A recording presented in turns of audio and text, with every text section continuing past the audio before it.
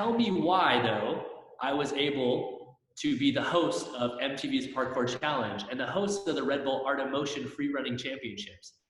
People don't know this, and I'm going to throw this out here and kind of blow people's minds.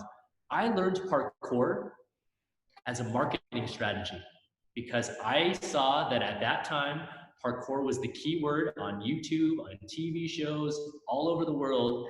And I was like, man, I can either A, be jealous that all of these other jobs have presented themselves as parkour jobs, or I can try to just engulf myself in this culture and community and try to become one of the people in the race.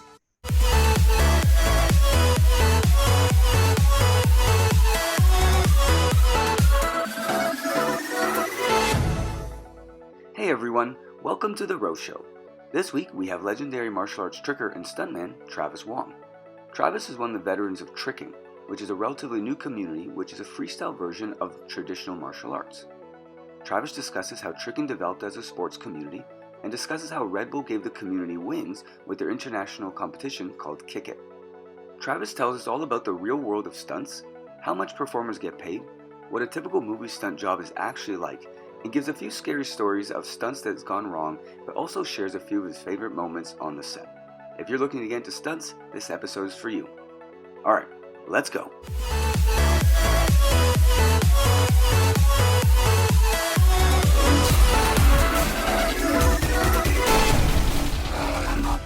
Thank you for joining me. I wanted to ask you, I see in your demo reels and all that, you have a lot of really cool stuff with commercials and TV and all that. When was your first TV gig, I guess will be? So that's a good question. I guess the first official job that I had, besides not counting the ones when I was a kid, it's a funny story. The first official job that I had was I was a senior in college. I was supposed to be going to school and getting ready to graduate, but dude, I was doing everything but going to class. I was working jobs. I had 4 full-time jobs as a brand rep for companies. And I got this phone call from a buddy of mine who I'd known since I was a kid. And she was like, there's a stunt coordinator that's looking for martial artists for a new TV series called Deadliest Warrior. And I feel like you're perfect because you can do not just one martial art style, you can do a bunch of different styles. And so I actually ditched school for 2 weeks, just left, drove down to Los Angeles, and filmed this little non-union television show for Spike TV called Deadliest Warrior. And I got hooked. Show, actually. That's funny. I actually watched that when I'm not too often. I'm not really much of a fighter, but I have seen it, and I remember Spike TV very well. Yeah, so I got hooked, and after that, I was like, I'm going to go back to school just to get this diploma, but I know for sure when I move back, I want to get back into this. And so that started it all, you know? Okay, that is very cool. So you basically ditched school to kind of get a quick little 1-2 in the industry. Then you said, all right, this is what I want. I'm going to do this full time. And that's when a decision in your head was made, and then you just went for it? Then I decided to move back to Los Angeles that summer when I graduated. We graduated in June or July. Moved back to LA immediately thereafter. Moved in with my parents just to save a little bit of money. And I wasn't too sure what I wanted to do, except within a couple of months of going to local open gyms, we started to run into a problem where the gymnastics schools weren't really giving us priority because we were just paying for open gym. So we'd pay and they'd be like, you can't use the floor yet. We're still doing team stuff. And I'm like, we paid, man. Let me get in there. Don't have your hours listed if I can't train there. And so that's where I quickly made the decision within a few months to open my first gym known as White Lotus. Okay. And it was just out of necessity because I was tired of getting mistreated at these gymnastics open gyms. That's pretty funny because that's kind of it's like these whole freestyle G-Tramp kids, right? They basically went into the gyms. The gyms said basically the same thing. Sorry, if you're not going to point your toes the way we want you to, there's no place for you here. Go away. And then when we say, okay, fine, they're going to leave. That's fine. But we can still help them in their backyards or trampoline parks or wherever it is. There's still structure there. We can still do something to help these guys. And then they attacked us for it. Oh, no. I'm like, well, you said no already. So I'm just taking your leftovers in some sense and trying to still do something with it. So exactly. Would you say that's common for all of these freestyle sports? Like tricking, as far as I know, is basically a freestyle version of martial arts where it's a little bit more movement and kind of play with it on your own terms. Would you say that is a comparable sort of analogy, or is it totally different? I think it is in some sense. I think that everything just either A, is born out of necessity, or it's born out of boredom from doing the same things over and over again. And so like, I think that's like the most common thing when it comes to these new age progressive sports, because, you know, they are so new and stuff like that. Tricking definitely was spurred on by the fact that for years and years and years, all of us on the martial arts competition circuit did the same forms. Everything starts to look exactly the same. And so over time, the guys in the generation before me started thinking, how can I amp up my forms to be different? And so it was out of necessity, but also out of boredom, that they started doing jump kicks and adding different spins. And then some guys are like, oh, instead of going here, let's just start going inverted, inverted, inverted. And then, you know, before you know it, tricking's born. Huh, that's cool. What year was this roughly happening, in between like early 2000s? And so that's up for debate. But no, I would say this is actually pre-2000s. Our first origins of tricking were definitely late 80s, early 90s. That's when guys were already doing sport karate forms, where instead of just doing traditional forms, they started doing it to music, and then they started adding traditional jump kicks. But it was definitely the 90s and stuff, because my first time I saw tricking in person was at a tournament in 1999, where I competed in the finals against a guy who's a pioneer tricking known as Steve Tirado. Okay. And so he had already been tricking at that point, so we had already seen it for years and years before that time. Okay, so but they didn't used to have music. So music was first kind of step to the freestyle side. Yeah. Then it went to the jump kicks, and then all the crazy stuff you could do now. That's why, 'cause I imagine you guys are doing like kung fu fighting, you know, and they're doing all this crazy stuff. You know, that could be pretty funny. I don't know. I have to definitely check all that stuff. I'm obviously a trampoline guy, so Yep. I'm actually probably a generation after you in some sense, because I started when I was, how old was I? I was 5 when I started gymnastics, and you go through the system, just probably like martial arts. It's just get your belts. Yep. And then I basically said the same thing that what you're saying. It wasn't really out of necessity. For me, like it partly was because I was like, well, all these other guys on Team Canada, they're not exactly doing, you know, that much. So I'm like, well, there's more we can do with this. You spend 15, 20 years in this sport. Where's the action? Let's go write some books, get out there, create a TV show, do something. And they just didn't have that sort of let's go attitude. So I naturally stuck out like a sore thumb. So then that's how I kind of said, all right, you know what? And then out of boredom, it was like, new skills. Let's invent some stuff. Let's get fun. Let's get a little crazy here. And we did the Nitro Circus tour, and that really just made it all click, you know, because we saw the production of what that's like. We saw behind the scenes with Travis and our Willie and all these guys. And then you understand where the whole sport could have gone if they took more of an entertainment route, you know, and that's basically what we're catering to. So. That's so funny, man. The Nitro Circus has had a huge impact on my life too, because back when I hosted MTV's Ultimate Parkour Challenge, they were the show that was on right before our time slot. And so Andy Bell was my co-host for the entire series as a result. So the Nitro Circus link is huge in my life too. Yeah, man. No, they're good. They were pioneers because they were the ones that took, like, Krusty Demons was before them, and they were kind of like the let's say not doing the right stuff for a younger audience, let's say. And then Nitro Circus came in and kind of cleaned it up a little bit, made it a little bit more systematic, did a really good branding job. Any young entrepreneur can learn from them for sure. 100%. They've had a huge impact on the action sports world. It's insane to see some of these things that were like pop culture type, times in our lives that actually left an impact. And Nitro Circus and Travis Wong and them are definitely some people who do. It's amazing. Yeah, no, they've done well, man. They're good for them. But when you guys do, so I wanted to ask you, when you do commercials and stuff like that, I saw your little, motion capture demo. Yes. I thought that was cool. I've never really seen anyone do it. I thought I saw the guy who played the Aragorn or the dragon in Lord of the Rings. All the green stuff. Oh, what's his name? Cumberbatch. Yeah. Yes, great actor. I love him. But so what is that like when you're doing those kind of commercials? There's a lot of athletes out there that, would love to get into stunts, let them get into commercial work, stuff like that. What is it actually like? Like, is it good? Is it tough? Is it not what people expect? What is it? And it's all of the above. Like, if that was a multiple choice question, I would select answer D, all of the above, man. Because it's a long-winded answer, so I'm going to try to answer it as shortly as possible. Even though it's all within the entertainment industry, stunts is completely different than if you want to be a commercial actor or actress. And so a lot of people have this misconception that it's all the same thing. You just move to LA and you go on auditions and you book jobs. In some regards, that's true. So for commercials, you have a commercial agent. You go out on castings, you get auditions. Sometimes you go in for a first audition, you get a call back, you're put on a veil, and basically you hope that you're the one guy selected out of hundreds of thousands of people that applied in LA, New York, everywhere. Right. Stunts is different in the sense that for stunt work, there are zero auditions, there are zero agents. Stunts, you get booked off of personal reputation and word of mouth and getting called directly by the bosses in charge. So it's two totally different worlds, and it's so crazy because people group them together, but in order to approach them, you actually have to have two totally systematic ways to approach them. Because if you do one thing for one, it's not going to translate to getting work in the other.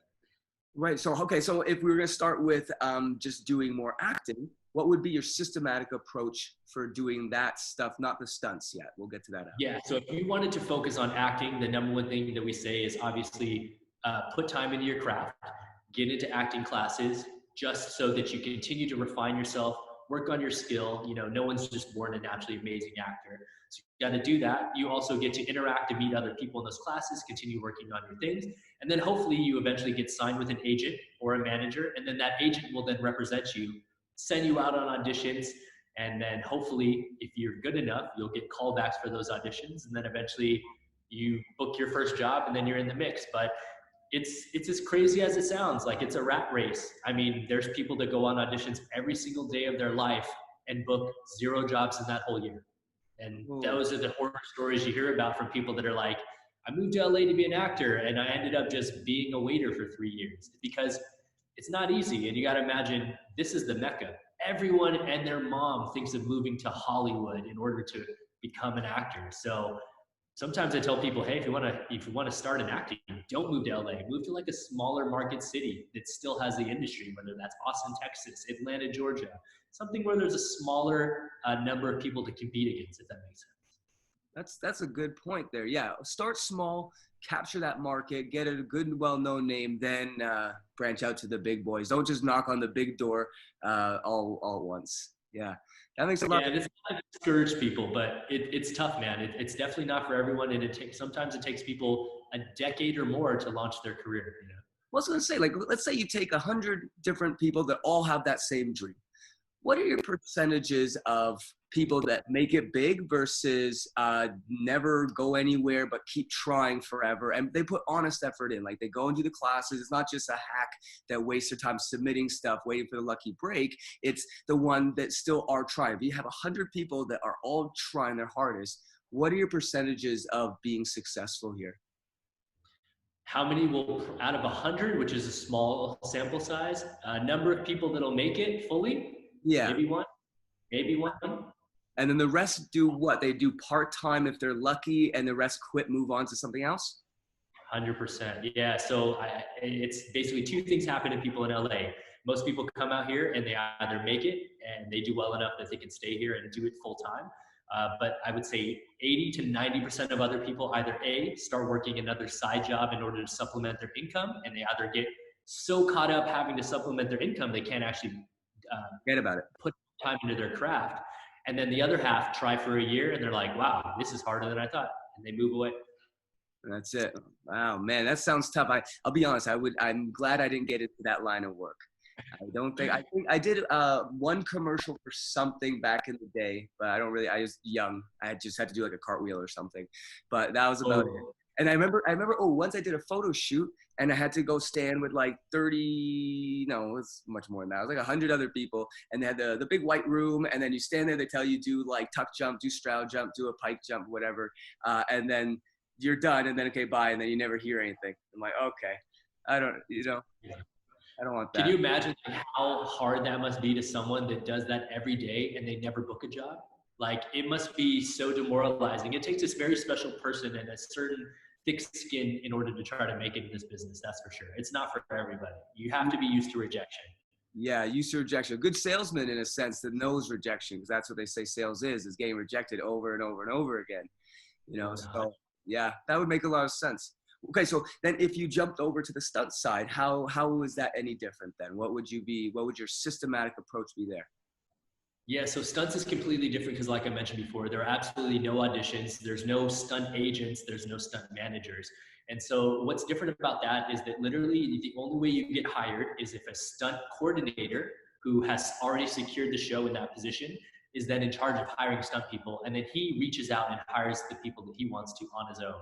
So, basically, the name of the game is to get your skill set up, go to open gyms, assemble as many skills that you can, put together a reel, a resume, a demo reel. You can get on some of these live stunt directories, which are basically websites that list your height and your hair color. So if they need to check, like, I need a stunt double that's 5'6" or 5'11", they can log on and find you. So that's one of the only ways to get found. But literally, other than that, the only way to meet these stunt coordinators is you get the random shot that someone recommends you for the job and you get to meet them, or B, there's this old school part of stunt work, which is called hustling, which is crazy as this sounds. It is sneaking onto an actual set, getting by security, finding where the coordinator is, and stealing 2 minutes of his time to give him your resume and be like, hey man, here's my stuff. I'd love to work for you sometime. All right, I'm gonna get out of here before I get arrested. Peace. Oh, really?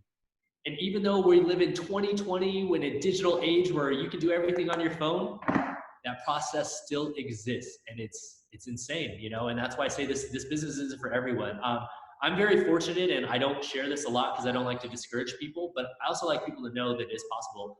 I've never hustled a day in my life. Okay, I was gonna ask, obviously.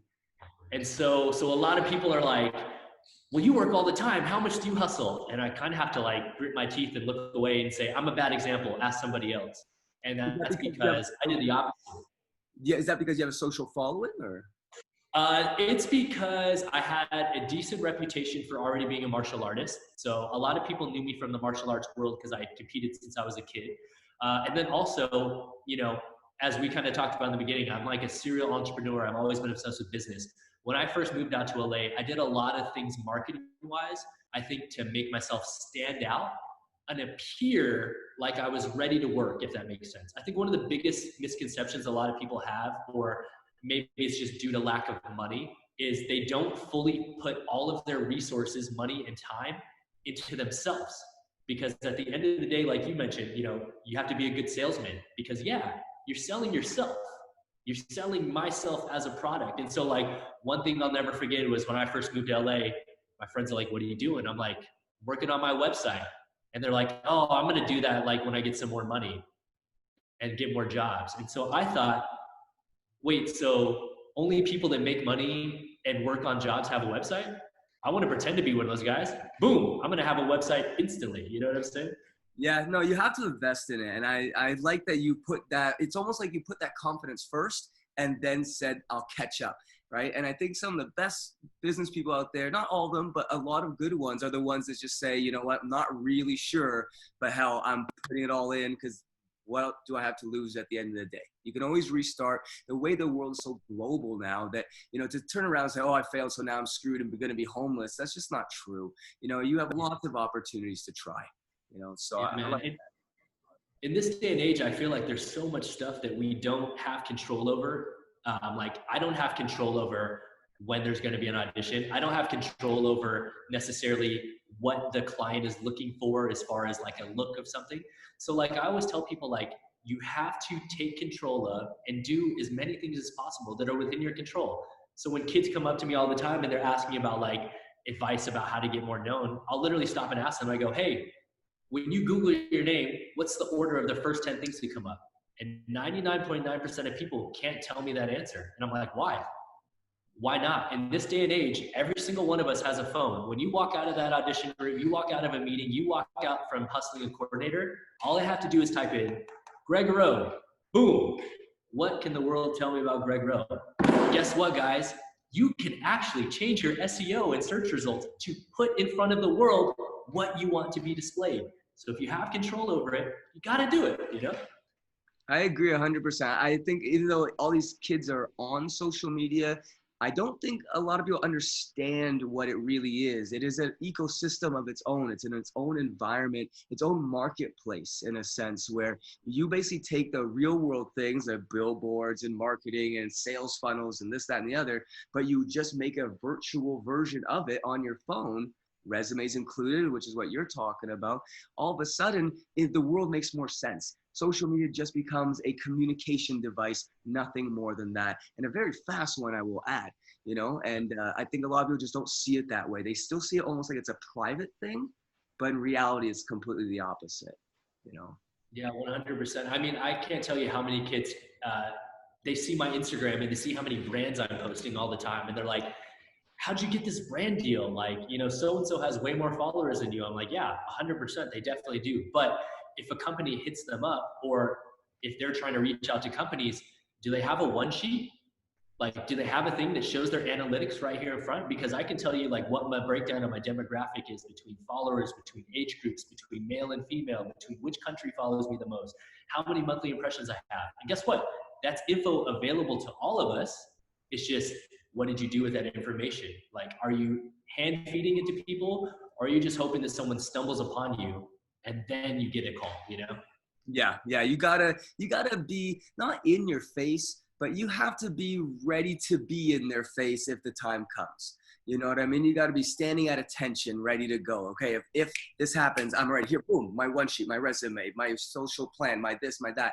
And you know, the way we got our brands and stuff is not even hard. We don't even pitch people. We basically say, we don't have to pitch. You basically do is say, hey, look, I'm working on this with this brand. So we just spoke to Eurotramp like a couple weeks before this whole Corona stuff went out, and we sit down with them at their office and say, okay, well, we're doing this project with these guys already. Do you want to join? Yeah, sure. You're already showing success with these guys. I'll tag along. Then we take that, we go to another brand and we say, hey, we got Eurotramp and these people together. Would you like to join? We have this cool new campaign with all these kids. Blah, blah, blah. And you just stack them all together and network through each other. It's not hoping you have the right words or the right keynotes or this, that, and that. It's about just getting out there and being in front where the action is. Eventually it will build together. 100%, man. And I think one thing that you just have to be on, if you're trying to pursue stuff in this world and you're not trying to take the normal, and there's nothing wrong with it, but I'm going to use this term right now.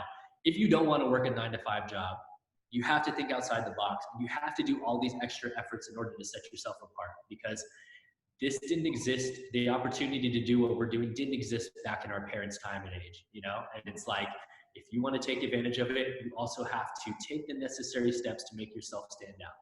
Yeah, it's differentiating from everybody else. And I think that's, people find that very hard to do. Understandably, I think we're all kind of built in a certain mold, go to school, be a doctor or a lawyer. And, you know, if you work at McDonald's, you're an idiot. You know, there's all these stigmas that we have. And these young kids are just thrown with so many options that they everywhere they look, it's already been gobbled up in a sense that area has been taken. You know, we already got a stunt guy that's awesome with these features. Well, we already have a stunt guy that's awesome with these and these and these. Well, where do I fit in? You know, and it becomes really, really tough for them. So I'll be very honest. I'm happy I got in when I could. If I was starting now, I think it would be even harder with how saturated the market is. I think about that all the time, how lucky that I consider myself like old school now, because I see the stuff that 12 and 13-year-olds are doing now. And I'm like, I want no part of being in the same competition pool or audition pool as these little kids that are doing insane things, you know? But it all comes down to just like, you know, taking a chance and really putting yourself fully into something if that's the direction you want to go. Like a lot of people, like you said, associate me with being a stunt guy and with having done martial arts my whole life. I've done martial arts since I was 6 months old. Started competing when I was 3. That's my whole life. And pretty much for 99.9% of my life, I've always been associated as Travis Wong, the martial arts / stunt guy. Tell me why, though, I was able to be the host of MTV's Parkour Challenge and the host of the Red Bull Art of Motion Free Running Championships. People don't know this, and I'm going to throw this out here and kind of blow people's minds. I learned parkour as a marketing strategy because I saw that at that time, parkour was the key word on YouTube, on TV shows, all over the world. And I was like, man, I can either A, be jealous that all of these other jobs have presented themselves as parkour jobs, or I can try to just engulf myself in this culture and community and try to become one of the people in the race. Dude, literally within 2 years of moving down here, I'm a sponsored athlete on the World Freerunning Parkour Federation. I'm the host of M2's Ultimate Parkour Challenge. I'm hosting the Red Bull Art of Motion Parkour Championships. I'm the parkour consultant for Cirque du Soleil. Guys, I learned parkour out of necessity as a marketing tool, and look where it's taking me. I like that you said that. It hits it right on the head. You know, I feel like a lot of people have this, at least the younger kids, they have this idea in their head that they're going to be the next Travis Wong or Damian Walters or Travis Pastrana of their sector, whatever it is. But the problem is they're trying to be the person that had already jumped on that bandwagon. It's already gone. Now you need a new one. You know, you're not going to make another Nitro Circus. You're not going to make another Travis Wong. You could do the exact same behaviors that you've done. You will not get the same results because you've already done it. You know, so it's all about finding what that new wave is, that new thing, you know, and trying to jump on it before everyone else does. And it's really more about reading and predicting markets and predicting human behavior into the future based on the past, but getting there first. And then you make a little community around it. Everyone comes, you're the king of that community in a sense, and you try to help them understand it as much as you can, you know? Yeah, I totally agree. I think one of the greatest examples, and it's someone that I just had a conversation with someone else about this morning, was Pasha the Boss, right? Pasha Petkins, who's one of the world famous parkour and freerunning athletes. When I first met Pasha, he was a kid from back home who couldn't speak a lick of English. When he won the Red Bull Art of Motion, I went to interview him. He couldn't say 2 words to me, right? He went home and like, I'll never forget this, like a year later, he won and I'm interviewing him and he's talking to me in full sentences. And I was like, what happened? He basically said, dude, I realized that the greatest skill that I could master wasn't more tricks. It was learning English so that I could have more doors open. And I'm like, wow, super smart guy. And then when he started posting on Instagram, a lot of people started giving him crap like a couple years ago when he started posting these videos of himself falling or doing action comedy type stuff, you know, Buster Keaton stuff, you know, Charlie Chaplin style stuff that wasn't parkour. And a lot of his followers were like, dude, what is this crap? This is not parkour. Well, fast forward to why Pasha was the first professional parkour athlete to hit 1 million followers on Instagram. And guess what? He's only been on TikTok for a few months. He has 3 million followers on TikTok right now. And guess what? You got to be the first, guys. You may get judged. People may talk trash on you. Even people used to support you. But you never know unless you take that chance and you try to pave a road for yourself. Yeah, 100. I couldn't say it better myself. That's very funny. Pasha's cool. I remember meeting him at the Grav Pad. You ever go out there with all those guys? Of course, yeah. Yeah, that doesn't exist anymore though now. Now they're Risk Coast. Right. Yeah, I know there's been some falling outs. I'm not going to get into it, but yeah, no, they were good guys. To me, they were like the culture side of the whole freestyle side, where it was like the Cali vibes, everyone hanging out, tie-dye shirts and all that, you know. And then we partnered with them because we said, look, you guys are like the culture kind of, the cool, like if you're looking at snowboarding and skiing, which is what people are associating the whole freestyle trampoline thing with, is like, okay, well, you needed Sims and Burton to basically come together. One was a competition, the other was a culture. One was free riding down the mountain for fun. The other one was structured competition that pushes everybody up a little bit. You need a bit of both. So we made that partnership based on those pretenses, and it worked out. They were amazing to us. One of our best partners easily. And I'm very sad it didn't work out, but everyone goes their own way. So they do what they got to do. So we'll see what Andrew comes up with the whole Risk Coast thing. I'll be very interested to watch. I am too. And I mean, they got a lot of the same people involved, so I'm sure it's going to be crazy content as per usual. But again, like they took a chance and they're doing something that's a little bit different. Like we've seen how many number of parkour and freerunning teams that start a team and then start selling t-shirts and then start to make a shoe. Like it's been done, but these guys are definitely the first of like this new age generation where like I wouldn't say they're a parkour team. They got guys that do tricking, parkour, tumbling, calisthenics. Like, you know, they're, like we said, they're the first and they're probably going to benefit as a result of that. Oh yeah, everyone's gonna remember Grav, and like it doesn't even matter what was on their shirts. You know, no offense, the designs were great, but that wasn't what it was. It was representing a feeling, an emotion, you know, that was captured in the fabric basically, and if you want people to follow you, if you want to make sales, you got to get them emotional first. They have to like who you are. They got to understand what drives you and what makes you do what you do. Then all of a sudden they're going to get on board, and it just grows from there. So I think they're a really good example of what the younger generation should try to aim for, that kind of culture, you know, in their brand. Yeah, you'll definitely build brand loyalty if people are buying into you as a person. You know what I'm saying? Like, we all buy Nike and Adidas and stuff like that, but I can't tell you what the owner of Nike looks like. So like, it means a lot more when it's like, hey, you see Flip Like Z's new t-shirt? Like, oh yeah, I want to wear the same shirt as Z. I support him. And it's like, you know, people will tend to support you as a person and then support your brand and then go from there. So yeah, when we see these kids, they all have their own merch lines and everything like that. And we're seeing that a lot of them kind of, you sell a couple shirts a week, but that's about it. It doesn't really pop off, you know, the way Grab did. What would you say is your opinion of what, if you had to put them into two camps, one being a successful brand with the same beginnings, and the one that's not so successful, what would you say you think the difference would be in the behaviors of, you know, the business model on one side versus the other side?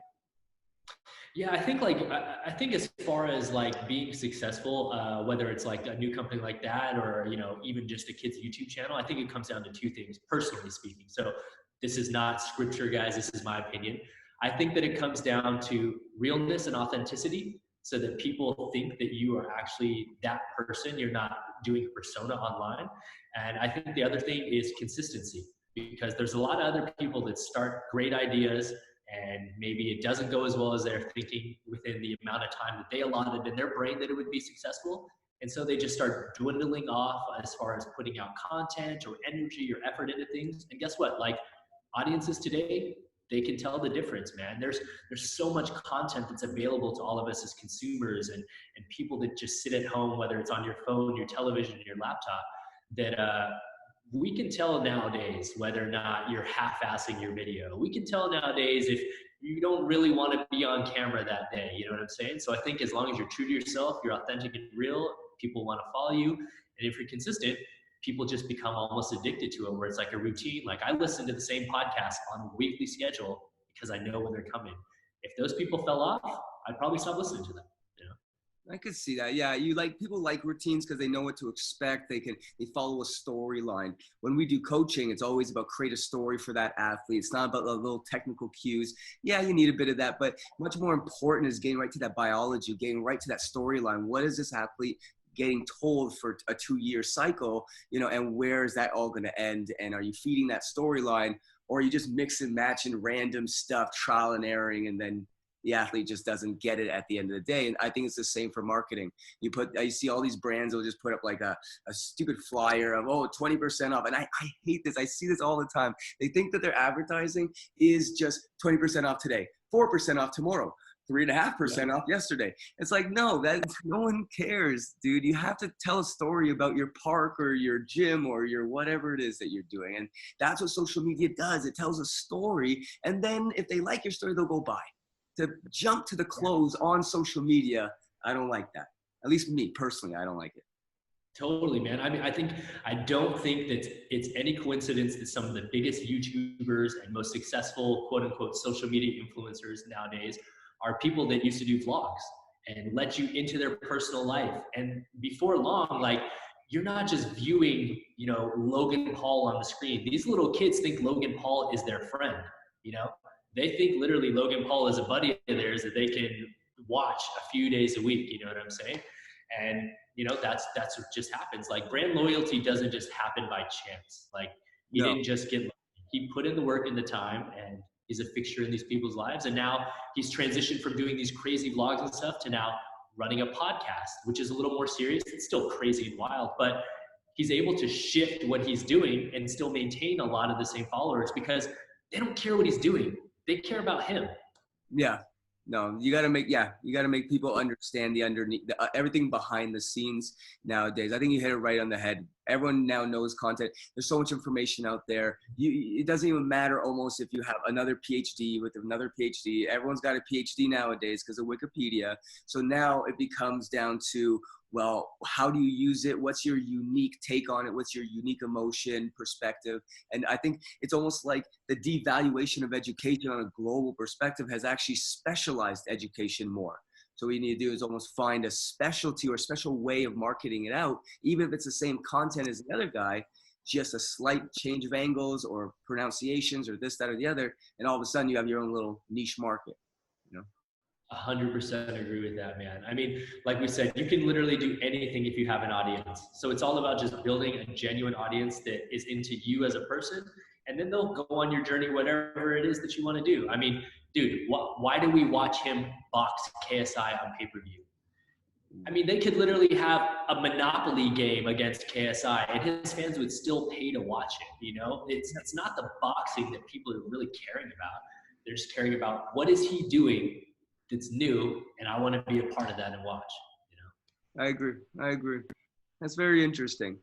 Okay, so I wanted to ask you, we have noticed that as the whole freestyle thing has grown, you had really parkour and tricking kind of doing it at the same time. Then all of a sudden the trampoline parks come in, and now this whole G-Tramp, freestyle tramp thing's going on. And we're watching all of this sort of accumulate together and grow. But as it grows, we're finding that there's a lot more crossover between these different sectors. Would you say that you've seen the same thing where parkour is now going to tricking, tricking is now going to G-Tramp, G-Tramp's going to ground sessions, they call it, and all that different stuff, and everything's crossing over? Are you seeing this? Yes, I've definitely seen that over the years. I was literally just having a funny talk before this with Michael Frosty Zernow, Frosty Fresh, who's another Red Bull Art of Motion announcer. Right. And we were talking about how back in the days, I mean, there used to be divisions even within the parkour community between guys that were quote unquote pure traceurs and guys that would do flips, and you're a free runner, you know? Yeah. Taboo, man, back in the day. Nowadays, though, I feel like it's all just about movement, for lack of a better term, you know? Like, I feel like kids have finally dropped down these like boxes that we used to have to fit within before. And I feel like kids used to do that before because they just wanted to hold it near and dear to their heart.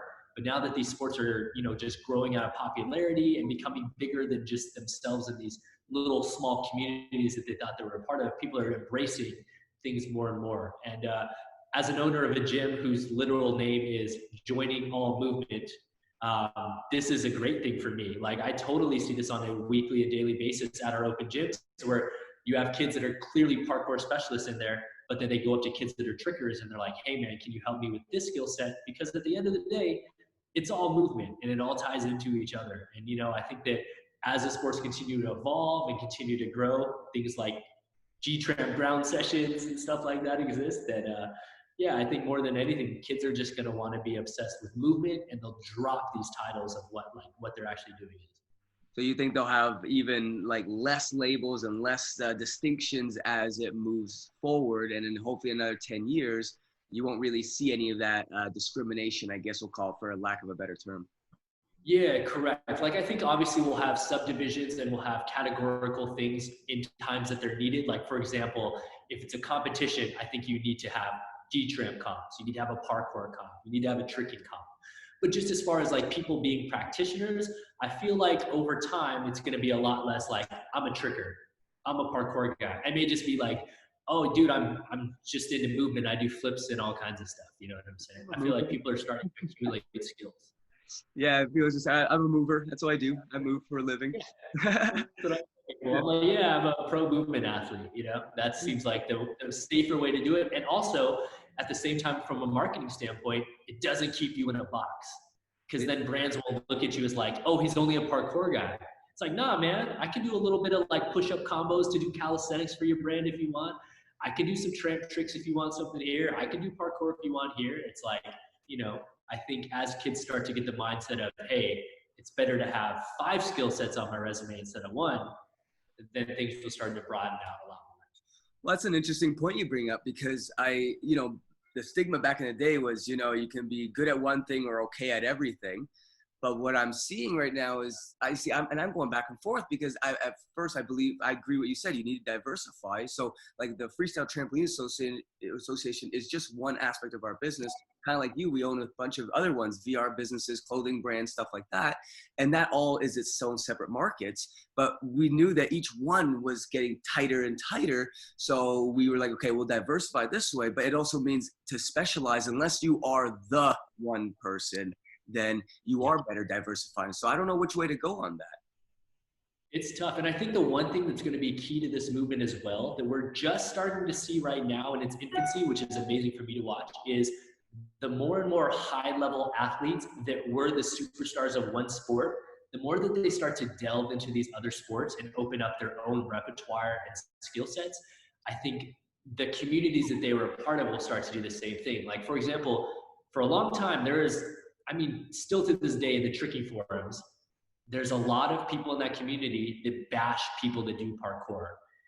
And to me, I've never been in that mindset because, I make money off parkour, so I love it. but like more recently, for example, you see Bailey Payne, who is clearly a world-renowned tumbler and tricker, but now because he lives with Pasha the Boss and, he hangs out with Flip Like Z, he himself is starting to put out parkour videos on his channel multiple times a week. Yep. And I think that the people like him that have a huge platform and a huge following show to the rest of the world that, hey, I just love moving, then I think more and more people will follow suit and start to open up their minds and hearts to it. I like that. That's good. I think it's good. I think there's more options, more crossovers, more places to find your own little niche rather than saying, I have this tight little thing. I have to be like this, so I only have a bit of wiggle room. Now it's three-dimensional, so it's whatever you want to be, basically. So I think that is good. Now, in terms of for trickers, the competition structure, how does this work? What is a typical year for a serious tricker? Not one that's like an influencer, but one that's coming up middle of the ranks, really wants to win, kick it or something like that. What does their year look like? Man, so to be honest with you, it's kind of interesting. I would say that the one thing that tricking is really lacking right now is a sort of cumulative yearly calendar that culminates either in a challenge or something like that. Like parkour has, SPL, they have the World WKPC. There's a bunch of different ones that have stemmed where you can go to mini qualifiers and then at the end go to a big national one. In tricking, I'm not going to lie, we don't have that organization yet. It's because certain people just haven't taken it on themselves to do it. So as of right now, for most high-level trickers, the goal is to train, put out videos, and then get invited to compete and battle at gatherings that are held throughout the year. And so I'd say there are, 5 to 10 major gatherings around the world where you want to get invited to go. If you win a couple grand cash and obviously the title of winning that battle. And then there is a series put on by McGuire Kane and his company Adrenaline Worldwide, where they're starting to do maybe 4 to 5 pay-per-view events a year, where you're hand selected and flown out and you get to battle for the chance to win some money and also some prizes like that. But on the grand scheme of things, I'd say competition-wise, tricking is still in its infancy. There's yet to be a world competition circuit. There's yet to be a national circuit that ends in one. And so it's going to take someone that has the love and passion and puts in the time to do so. And I've thought about it before. I just got a lot of other things going on, so someone else is going to need to step up. No, I understand. And it's funny that you say that. And I'm glad you said that because with our whole freestyle thing, my thoughts were that's the first thing that needs to be put into place. We need a circuit. We need a system. All the rest will build kind of naturally by itself. But we need one thing to lead to another, to lead to another, to lead to another, or you don't really have that sort of impetus to really go for it and commit to it for a year. To then that creates a training cycle, because if you're just randomly being invited here or there, you just kind of, anyone who's ever trained professionally knows as soon as the competition isn't right around the corner, all of a sudden, oh, I'm a little late for training. Oh, this girlfriend needs me. Oh, sorry, coach. Right. So if you say no, every so often we have these qualifiers that go to like the GT games and all that sort of stuff. And then we have Freestyle Frenzy, then that's qualifiers, and everything feeds into each other. And where we had to, having a small team with something like this, we had to pick our resources, and we picked the structure, like what you said, first, and then now we're developing the education that will encompass that kind of building strategy. So I'm glad that what you're saying makes it sound like, okay, we were at least on the right track. Because to be honest, man, we're trying this out as much as anyone else is, So that's interesting. But yeah, and they're lucky, man. The G-Tramp kids are very lucky you're putting in this time and effort, because I know just from doing certain things, it's not easy. It's not easy to formulate all these things. And so the kids that just get to show up and participate, you're super lucky. Well, that's the thing, part of me is like, well, the reason I kind of wanted to do is because I wanted a community like this when I was a kid. I was, go put your tights on and jump the way I told you to jump. That's your career. And I'm like, okay, well, maybe I had an opinion too, coach. And of course, no, you don't have opinions, not here, right? And so then I'm like, okay, well, and then it was a subconscious sort of build up over time that, what, screw this, I'm going to go build my own little community over here of more like-minded people. They're more go. And that's why I invested it. It's not a financial thing. Everyone knows if it's a 30-year long-term plan, it's not financial. It's just getting out there and building a community of like-minded people. So. Yeah, 100, man. Even when I opened my first gym, and this isn't to pat myself on the back, but when I opened my first gym, White Lotus, back in 2008, 2009, Tempest Free Running some of their coaches used to teach classes at my gym because Tempest wasn't open yet. So literally I was one of the first gyms where I was like, hey, we're going to do a little bit of tricking, but then we also have parkour classes and we have martial arts classes. And that's what eventually led to the formulation of my current gym, Joining On Movement, was just literally just out of necessity from seeing man, when I was a kid, I wish that I could go to one place and have access to all of these different things instead of having my mom have to drive me to this class and then drive me to this class and drive me to this class. Why can't it be under one roof, And so my little contribution has been just opening doors to these facilities, and they run themselves in the sense that the community is literally what keeps them going. If it wasn't for the people that walk in the door every day, Jam is literally a place with 4 walls and some foam, Yeah, no, exactly. And that's what I really like about these freestyle things. I was reading an article. It was funded by Tony Hawks and some people back in 2018. And it was comparing the two lifestyles of a traditional athlete, Team Canada stuff, versus this new freestyle wave of athletes. They were obviously talking about skateboarding versus more traditional sports like football and hockey and stuff. But I see the similarities, and what they basically pointed out, which I've seen with at least the freestyle stuff, and I love your opinion on this, but it's basically, if you are a freestyle athlete, whatever that means to you, you are basically saying, I want to be the coach and the athlete at the same time. I look at my tricks as a self-fulfillment sort of process of building myself. And I don't want you personally to build me. I want to do it myself as much as I can. I'll take some advice and we'll work together as a team, but I don't want to be handed down direct orders, because then that takes away my fulfillment of knowing that I did it personally. And that's what I see in the freestyle world. Would you say there's any truth to that? No, I think it's totally true. And it's so different than traditional team sports, because I personally was raised doing traditional team sports my whole life, in addition to martial arts. And so what's crazy to me is I've always had a coach. I've always, just like you in gymnastics, I always had someone that had a routine that I was going to do for the day and dictated that for me. And so for a lot of these other kids, what's crazy is that you're starting to meet generations of practitioners in our sports now, where the first sport they ever did is parkour, or it's G-Tramp, or it's tricking. And so as a result of that, I feel like it's kind of developing this new mindset and new athlete of people that aren't used to the structure of being told what to do. And that can be a good thing and a bad thing in a lot of ways. I think it benefits in some ways, and it's also a detriment in a lot of other ways. But I do recognize it, as you're saying, that there is this new mentality and new mindset that's coming out of the fact that for a lot of these kids, this is their first introduction to a quote unquote organized sport. Well, yeah, it's interesting what you say. It's the order of operations, as we call it. The fact that we had that platform to then go freestyle made it a lot more systematic, less dangerous. We understood it. We had a head on our shoulders. If you had thrown this to me when I was 12 years old, there'd be a lot more problems, you know, naturally speaking. So I think the order matters.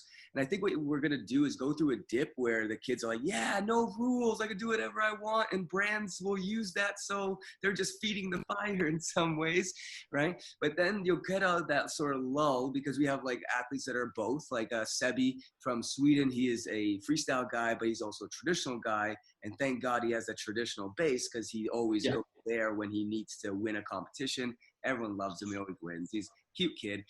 But, you know, it's now that they're skipping that first part and they're jumping right to the do whatever you want. And this is where we come in and say, okay, okay, hold on. Let's just chill out for a second, guys. There is a bit of structure. We can go halfway through. We can teach you the mechanics, teach you how to drive your car, you know, so to speak. But at the end of the day, there is a way to drive and not drive. And you should know that if you're going to go out there and do whatever you're going to do. I totally agree with you. And I would say that I have nothing against these new age kids that are learning stuff on their own. I mean, some of these kids that tricking is their first sport and they're learning in their backyard. They're doing moves that I can't perform myself. So this isn't me putting a judgment on them by any means, because clearly they're doing stuff that I'm blown away with. But I do think that because of the lack of a systematic system for a lot of these kids where they don't go through a curriculum and stuff, a lot of times they get too obsessed with the end goal. And along the way, they skip a lot of these very important steps and lessons and moments that you normally would have gained through actually progressing through a system. They start to lack a lot of these things. And that's why I love tricking more than anything. But a lot of times now in battles, it looks the same to me because everyone now is just so obsessed with these end goals of, I want to be the guy that can do a triple cork, that they only train single cork, double cork, triple cork, and they forget that there's like 35 to 50 variations between single cork and double cork, but they get glanced over because everyone just wants the end goal. And as a result of that, we're starting to see a lot of the same stuff because guys have skipped over those 50 variants, but at a battle, you pull out your biggest tricks. And so what do you know? We see a triple cork combo and a triple cork combo and a double B-twist combo and a double B-twist combo. And it's cool, it's impressive, but I do miss a little bit of the people that actually know all of the different variants and progressions. Well, and that's the thing. A lot of people think, to me, they think freestyle and they say automatically in their head that, oh, huck and chuck your way to the hospital, basically, you know. But in reality, what I wanted from this and hope to build over the next however many years is where it's more about you're free to build your style, where to make a style, you build it. It's not just given to you by somebody. It's your own innate, whatever it is that you got that's unique about you, which I think has a definitely marketing factor in there because that makes everyone unique. It's also good from a self-confidence perspective because these kids need confidence. They need to know that they're going to grow up to be something that matters, not just wither away and die. So it builds a confidence because they get to control all of that. So I think it's all about putting the power into their hands more than it is telling them the specific answer. But this is where, like I said, I want to make this whole education online thing because it gives them a systematic pathway. And that will give them just a tool. You don't have to use it every day. You don't have to come into the gym. But to have it there as a toolbox, just in case, that's good for everybody, no matter who you are. I agree, man. And this is a plug not even for myself. So I'm putting this out there to hype someone else up. Dan Perez, who is universally renowned in the tricking world for being able to do everything on both sides. He can literally do double cork, double B-twist, double full combos perfectly on both sides, and you can't tell which side is better. He created a system known as cinematic martial arts and true kick terminology. And he actually outlined a system that we utilize at JAM, which takes you from white belt up to black belt.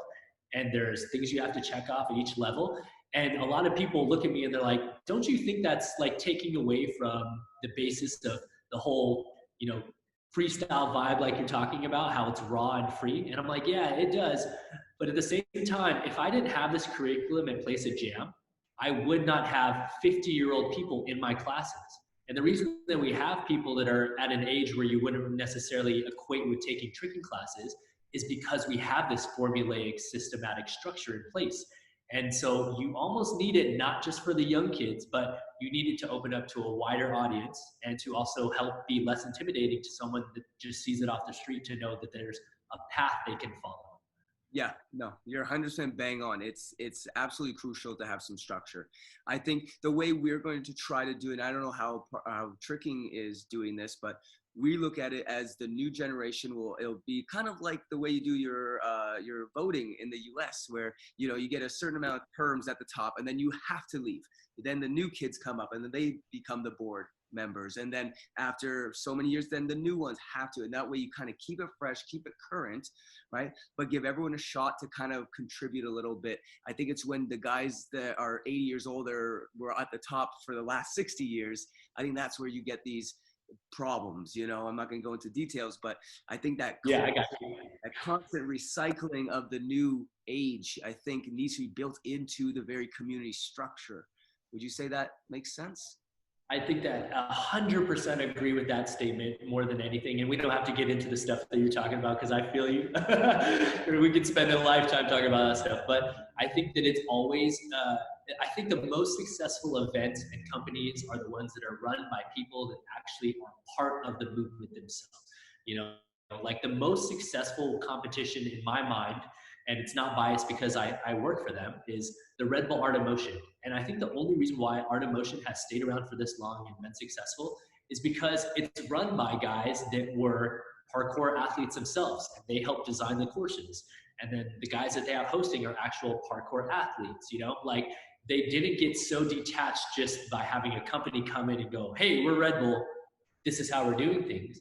They've actually kept people generationally in charge, where now the guys that are the judges are like the OGs of the sports. So then we have the young kids competing, and like just going through the natural progressions, like you said, and filtering out is definitely the way in order to keep it current, keep it authentic, and keep it something that the community can actually get behind.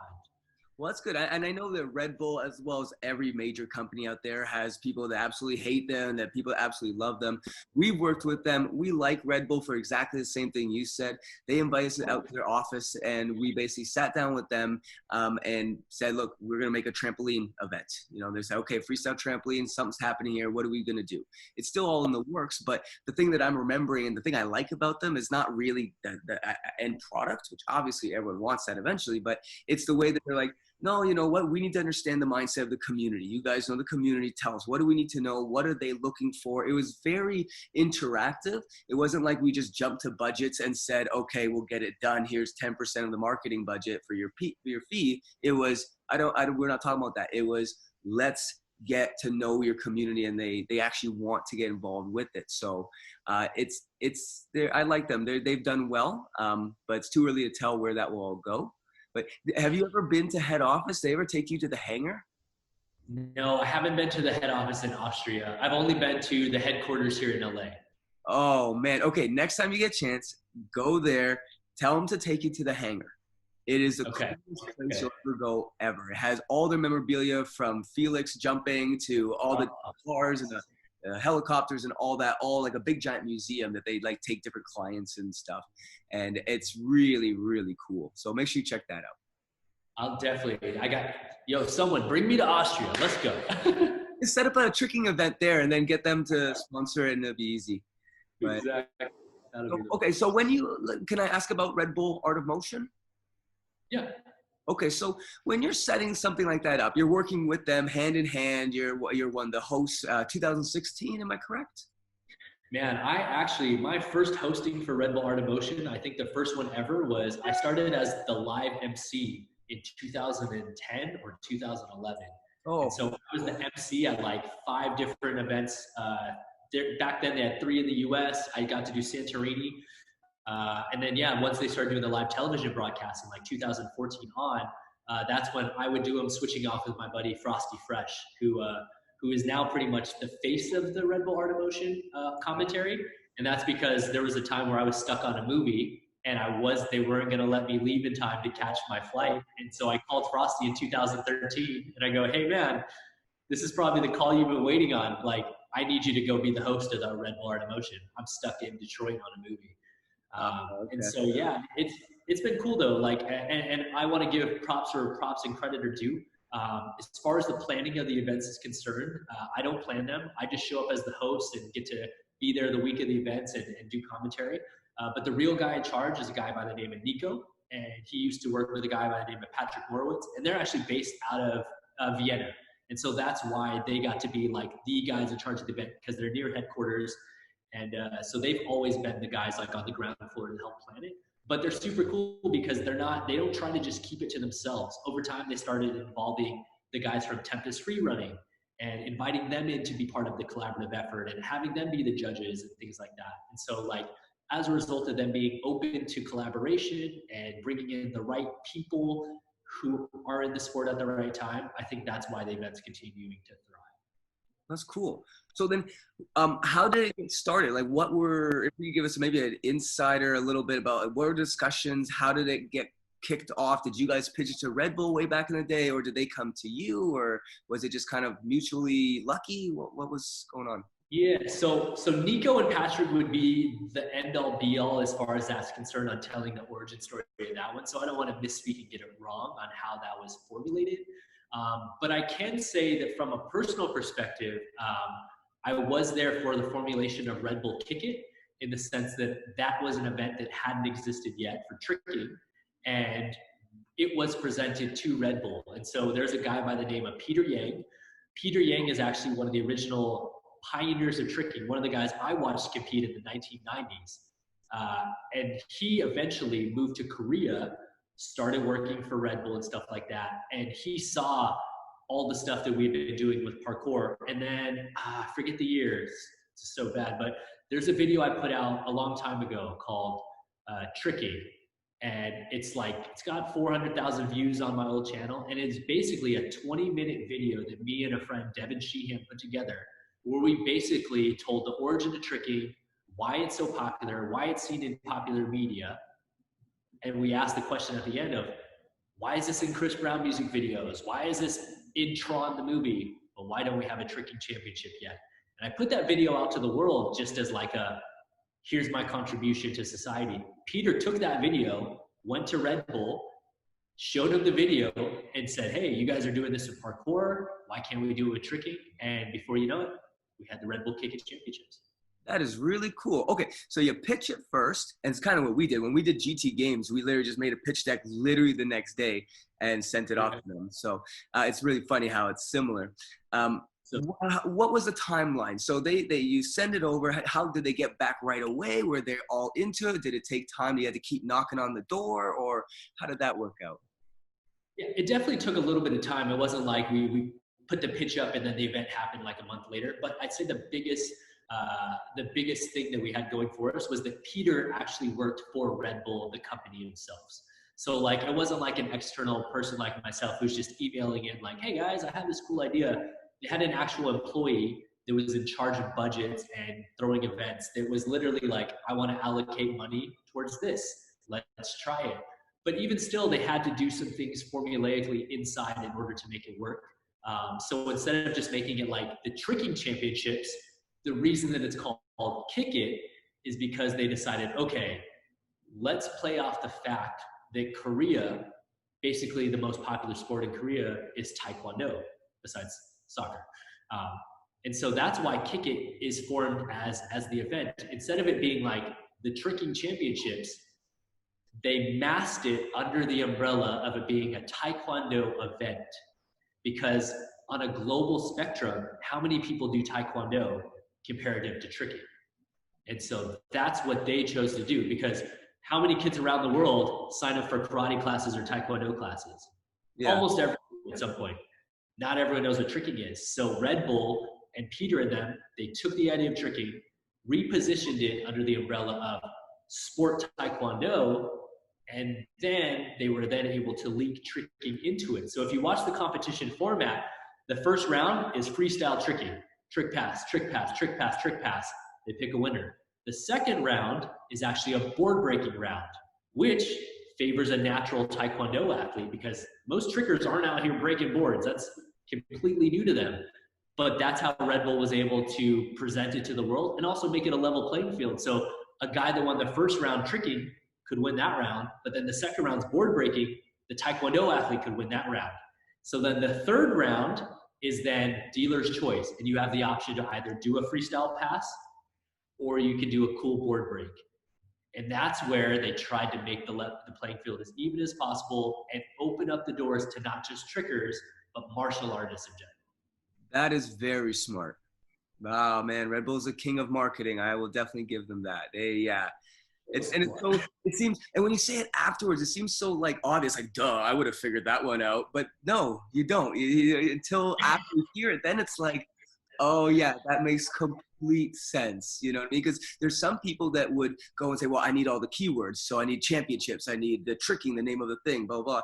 But these guys said, no, we're gonna skip that. I'm going right to the home base of the populace that's going to be doing it rather than just what's on the internet. And I very smart.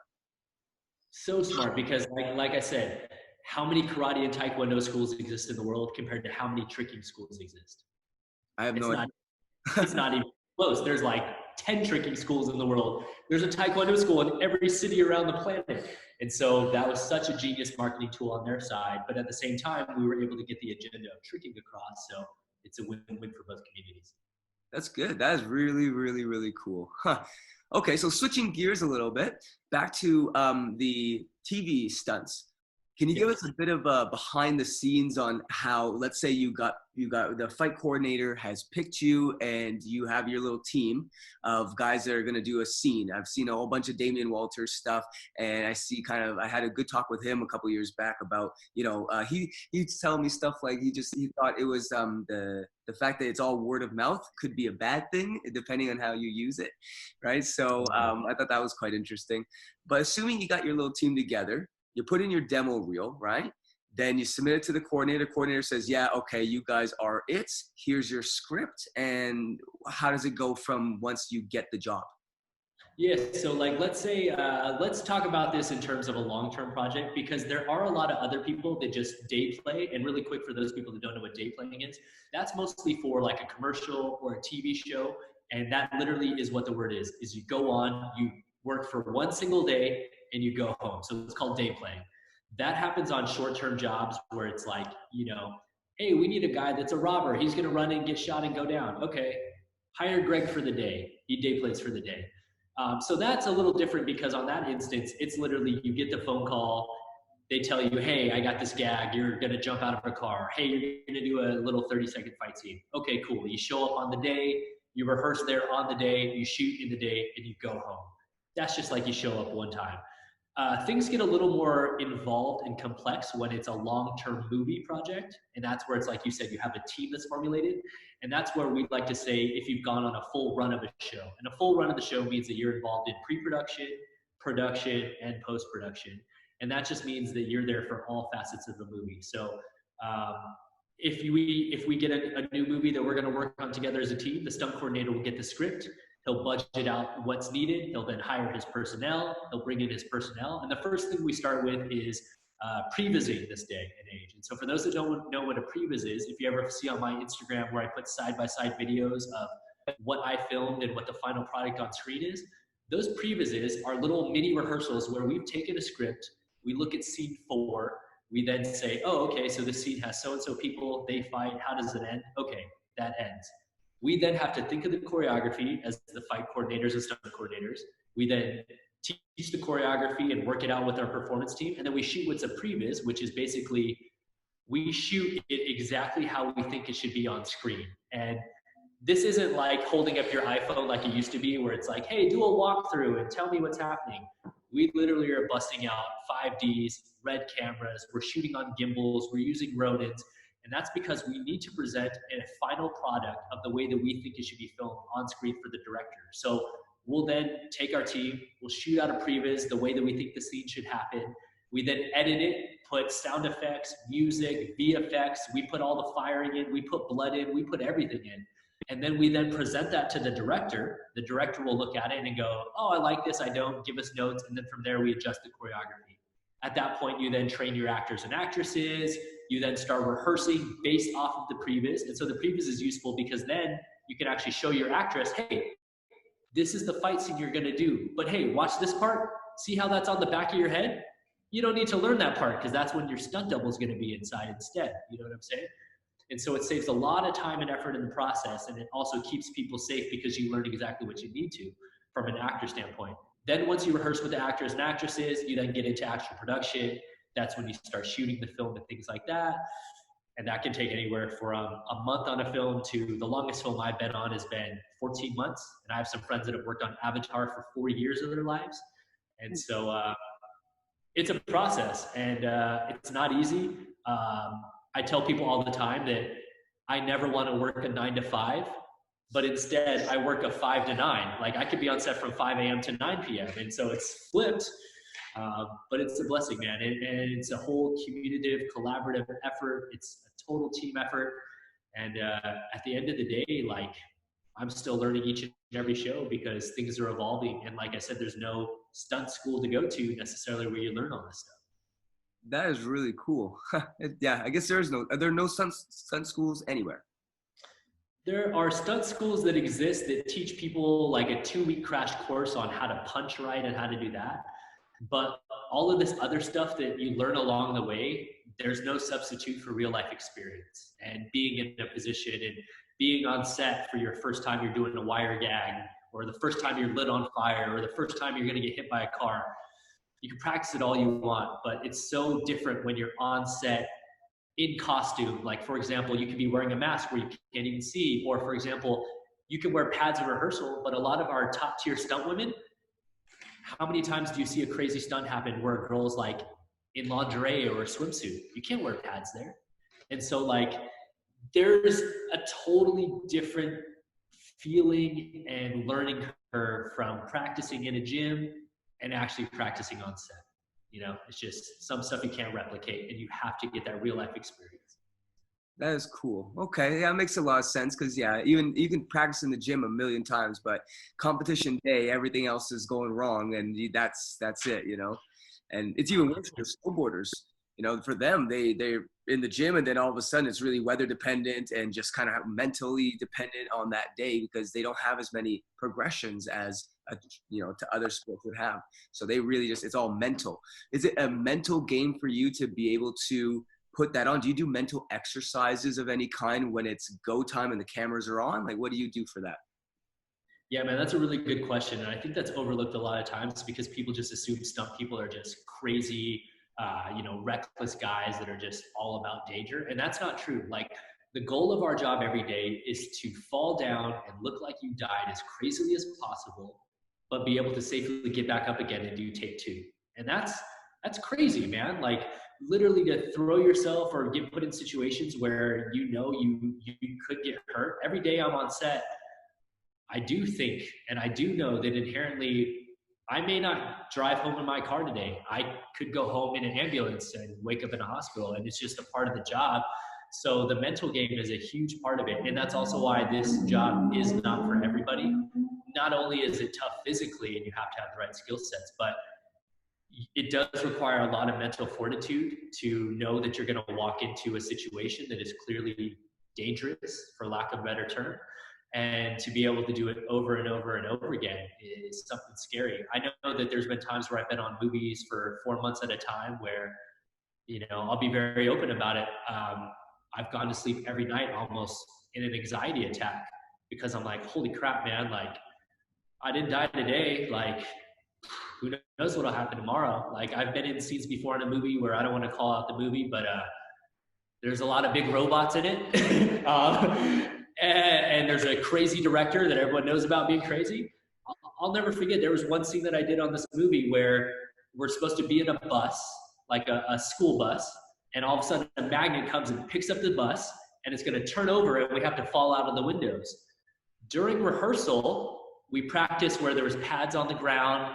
There's no glass inside the window, so it's easy. Picks up, turns over, we jump out like 6 feet to pads.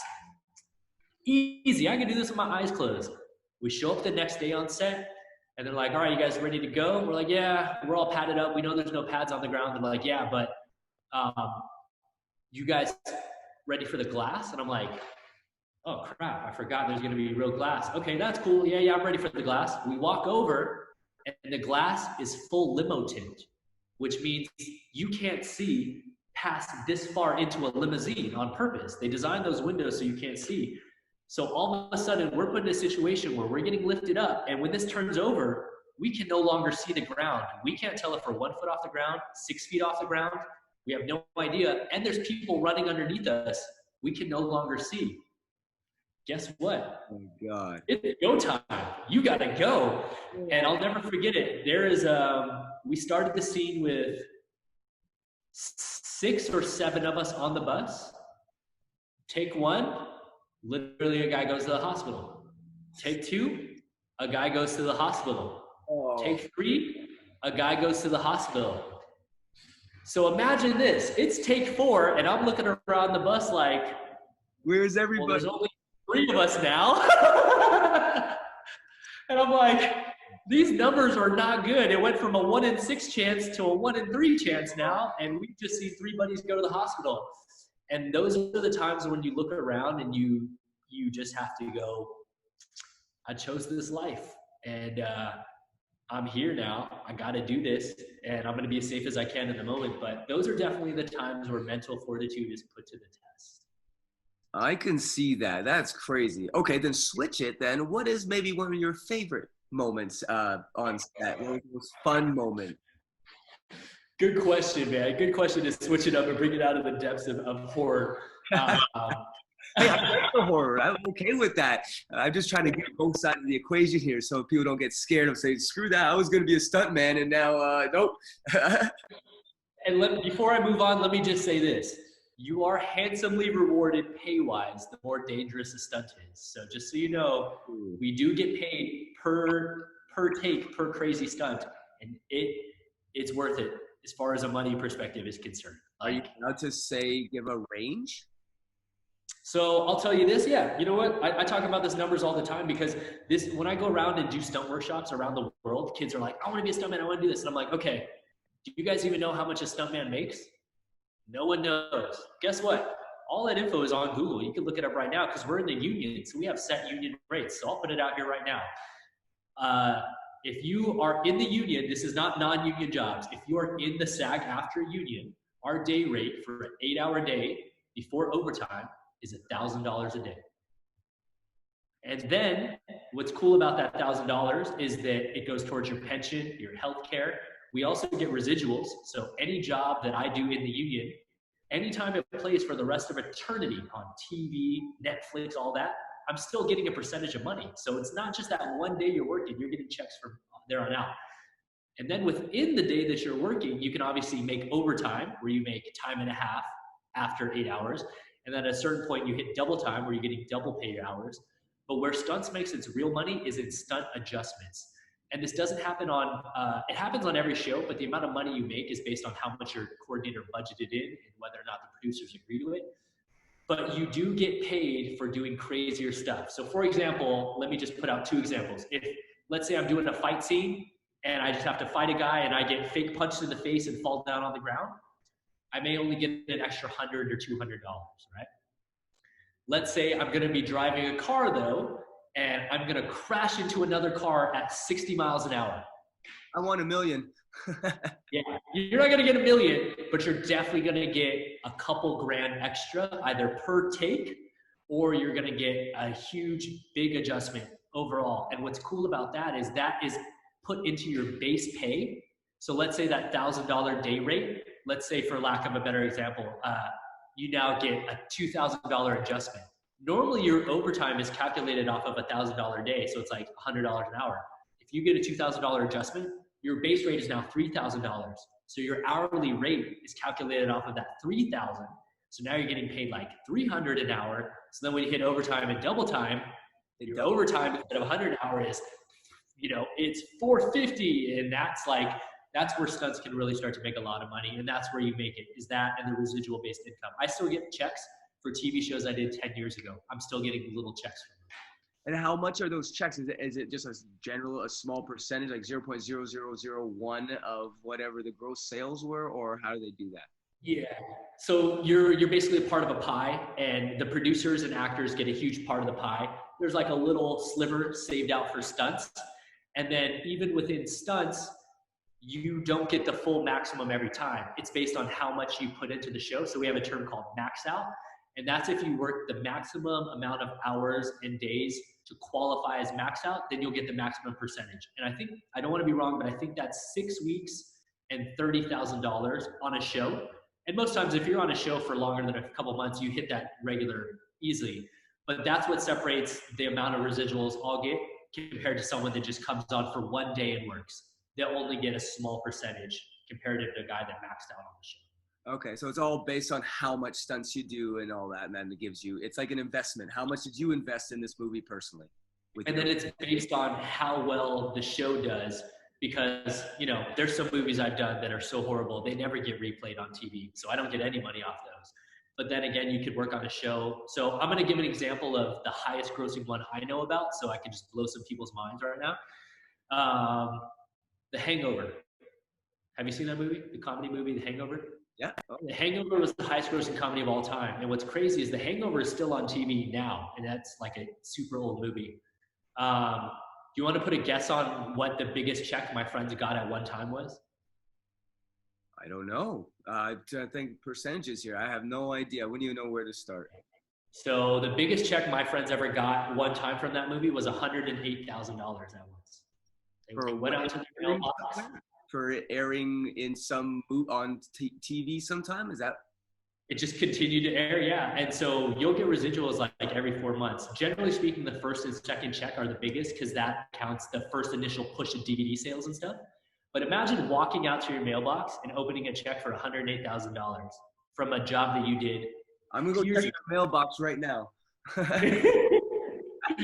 And so that's really what we all work towards, is like, not only are we trying to do cool stuff that lives forever, but you want to pick the right projects that you think are going to have longevity as far as a viewer base and an audience, because those are going to pay out the biggest residuals on the back end. Like, I know all my friends that worked on the Pirates of the Caribbean franchise, they were all, you know, they would work on the movie and make, you know, let's just say they made $100,000 working on the movie for like 6 months. They were getting residual checks for like 50,000, 30,000. And it's like, holy crap, I'm making more money almost on the back end for some of these projects than I did working on the show. And that's the goal, is to find these projects that are going to live on screen forever. You know? That is really cool. That is really cool. So when you're on set and you are doing all your crazy stuff, what is one of your most favorite moments? We talked about, you know, what's the tough one, you know, some scary stuff with the director that will not be mentioned. But what is one of your favorite moments that you'd relive over and over again? Man, so there are two distinct moments that stand out in my mind. I'll keep the story as short as possible. The first moment that I'll never forget is the first day of filming the Jungle Book movie. And the reason why I'll remember that forever is because the Jungle Book was a cartoon that I grew up watching as a kid. So it was so surreal to be a part of this remake. But the most important part about that movie was it was the first time on a call sheet that I got to be known as 1X, which in stunts is a big deal. On a call sheet, they list your cast by importance of character. Number 1 is obviously the star of the movie. So 1X is the stunt double of the star of the movie. I have friends of mine that their entire career, they're 1X. They're the stunt double for Jason Statham. They're the stunt double for Ryan Reynolds. They're the stunt double for Denzel Washington. Well, guess what, guys? There are not many lead Asian actors in the world, let alone movies that have an Asian person be number 1 on the call sheet. So the Jungle Book was surreal to me because I got to be the Mowgli stunt double. And it was the first time on a call sheet where I really got to be 1X. I got to be the lead stunt double. And it was on a movie and a franchise that I grew up watching. And so I'll never forget that experience. And then the second one that stands out as being the coolest, and it's just a personal standpoint, is I got to work on a movie 2011, I think it is, called G.I. Joe Retaliation. And the one thing that I'll never forget about it, besides going to the hospital 2 times, which is crazy in itself, but my mom actually got cast as a character in that movie by the director, John M. Chu. And it's the only time in my entire life that my mom got to visit a set that I was doing stunts on, and she got to sit and watch me do something crazy. And it's the only time in my entire life that we've been on the same film, the same set ever. And I don't know if that'll ever happen again. And so for me, I'll always remember that for once in my life, I got to have my mom come see what I was talking about. And at the same time, we both get residual checks from the same movie. I like that. You guys are double dipping. That's awesome. That is good. Yeah, my parents used to come to my trainings, and it never meant the same because they're always at the trainings because that's how I got there. So to be honest, I couldn't relate in that story, but I can easily put myself in your shoes thinking, you know, there's something you're doing a lot more behind the scenes, a lot more private. I bet your family doesn't know all the ins and outs because you're under every NDA you could probably think of. And finally, they get to actually see what you do. And that must be actually really cool. It was so cool. And what was even funnier was she was technically cast as an actor on the show. So she got to stay at the fancy hotel. She got picked up by a personal driver every day. She's like, hey, why don't you come eat lunch here? I'm like, because I'm not an actor. Oh, they just stick you in the Motel 6 and then they're in the Marriott or something. Oh, no. It was so funny. I'm like, yeah, Mom, how's your driver? Oh, your mom's never gonna go back the same. She's gonna be like, all right, now I need a driver, I need this, I need boop, boop, boop. Oh, that's funny. Okay, so then when you start shooting and you're there, so do you normally have to fly to wherever they're shooting? Do you fly to different places, or is it all in one city usually? How does this work? Go ahead. Yeah, it really just depends on the type of production. So the last 3 years of my career, I have purposely made the conscious decision to stay in Los Angeles because for the first decade of my career, I was out on the road 10 to 11 months out of the year, living in hotels in foreign cities across the country, around the world. So it just depends where your production is based out of. Most times if it's a commercial or it's a studio-based show, which is like a show that shoots at the CBS lot, at Universal Studios, you know, those shows are always going to be in town because they're at the stages. A lot of times, though, on feature films, that's where you'll get flown out of town because they have a film that takes place in Chicago, you know, or they have a film that takes place in Detroit. So that's where the production will actually completely set up base in that city. You get flown out as part of it, and it's all included as part of your pay. And that's what's cool too, is part of the union. We get flown out first class. That's in our deal memos, that as long as there's not more than like 6 performers, we get flown out first class. They pay for our bags, they pick us up from the airport, they pay for all the transportation, they put us up in hotels, all the hotels are covered, all of our meals are included on set. We also get per diem every week. So we get, I think the equivalent right now, the rate is like $420. So it's like $60 a day just for food and stuff like that also. But the downside of it is that most times you're living in a hotel and you're working crazy hours. So like, you know, you may get wrapped at 3 a.m. There's no food open. So you don't eat that night, you know? The only plus side is if you're on a project for a long amount of time, like 6 months to a year, and a production's cool, you can sometimes claim your housing allowance, which is where they'll take the money they were going to pay towards the hotel and they'll give it to you on your check, and you're able to rent an apartment to have a little more normalcy in your life. Oh, that'd be cool. That makes a lot of sense. Yeah, probably cheaper overall anyway, because we were there going hotel to hotel, and now that we're trying to slow down and think about other aspects, we're now saying, okay, well, we'll rent for a month, and it's much easier that way. So, yeah, I'd rather do that. Okay. Yeah, it's definitely cool. It just comes down to if there's short-term rentals in the city you're in, because clearly you're only going to be there for like 3 months. Most people don't want you there unless you sign a lease for a year. So the more and more cities we go to, the more and more corporate housing is expanded, so it becomes a little more commonplace now. Yeah. Okay. And then, what's your schedule like? You'll basically you sleep in your hotel or wherever it is, or your rented house or whatever. Then you get up because they say, well, we're shooting a sunrise scene today, and you're beating up this guy on the beach, so be there at 5 a.m. You don't start shooting until whenever. And is it just kind of like that, like any behind the scenes video production that most parkour guys and tricking guys do, or is there more to it? I mean, it is like that in the sense that you have a set day, but there's also rules. But what's crazy about filming separate from parkour and stuff like that is that like these are machines that you're a part of, and they have hundreds of people that are part of the crew that are putting this all together. So if we need to film at sunrise, you actually have to be in there 2 hours earlier because you have to go through hair and makeup, wardrobe. The set team has to light stuff. They have to pull out all the equipment and all that stuff. So if you need to shoot at 6, you're probably out there at 4 a.m. That's the thing that starts to weigh down on people over time, is that like it's not glamorous in the sense that like most movies that I'm on, I'm working an average of 12 to 18 hours every day, 5 to 6 days a week. There have been some instances in my life where I worked 7 days a week on a show for 6 months straight. I did not get a single day off. Literally, the only time I had off is when I wrap, I go home and sleep, wake back up just in time to get picked up the next day. Now, I will say the only good thing is that in the union, there is a rule that we have a turnaround time, which is basically from a wrap, they're supposed to give you 12 hours before you report back on set. So if I like leave set at 8 p.m., I'm not legally supposed to be allowed to be back on set till 8 a.m. However, they can pay you an extra fee to waive that. And that's cool in the sense that you make a crap load more money, but like that's happened to me on movies before too, where like you get wrapped at 10 p.m. and you got to be up again at 4 a.m. every day for 4 months. Even for the money, there is a point where it's just beats you down and just mentally, yeah, like I hear it happens with surf all the time where these athletes are just go 3 to 5 shows a day, depending on what show you're doing. And they're starting to, let's say, take some bad stuff in their body just to make it through. And it's not good. You know, it's not good to have to do that for any stretch of time.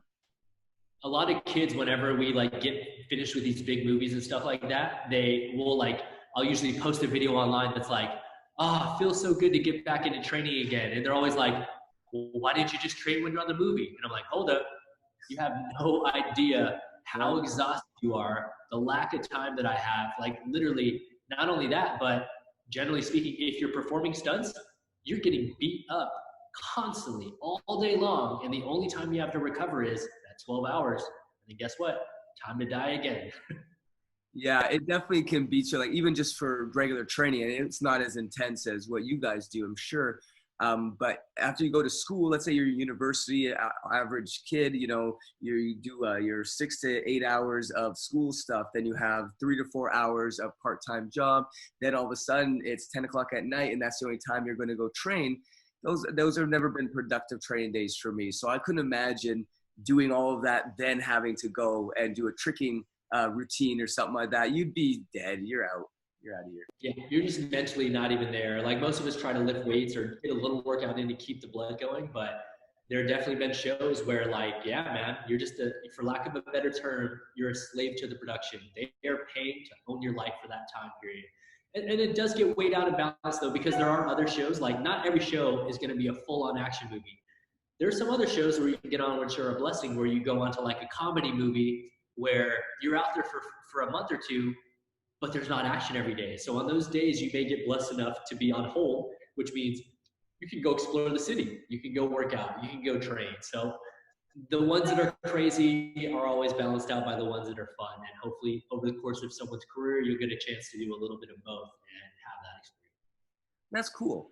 Okay. And when you're done, it's a final day of filming and you finally, you hit, what do they call that thing that they hit, and why do they do that?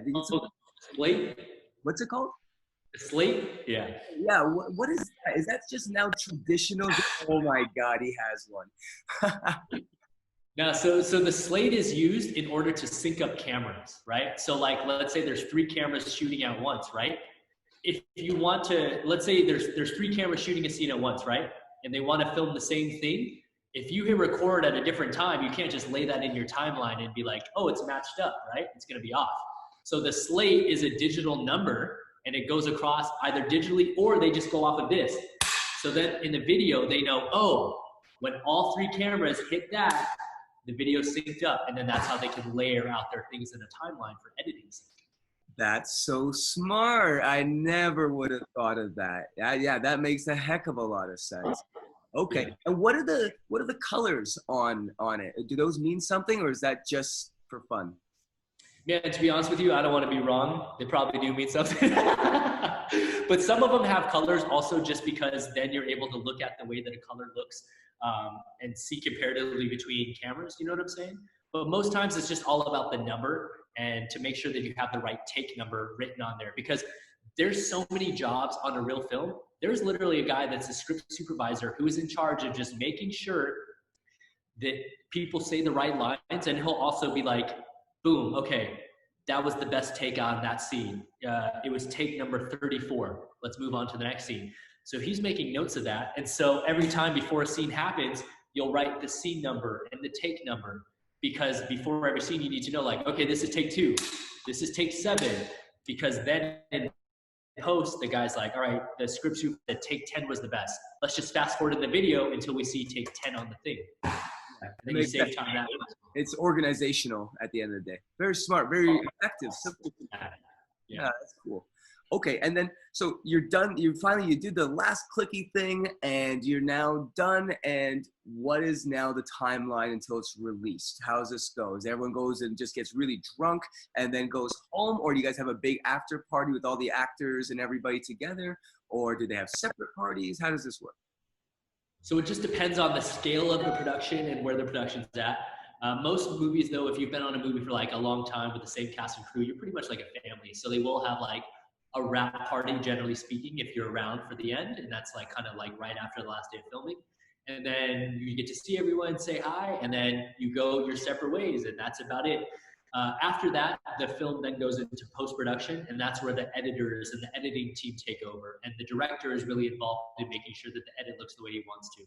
At that point, as a stunt guy, most times you're not involved anymore. Your job is done. The only time you may still help on that is if you're a stunt coordinator or a second unit director.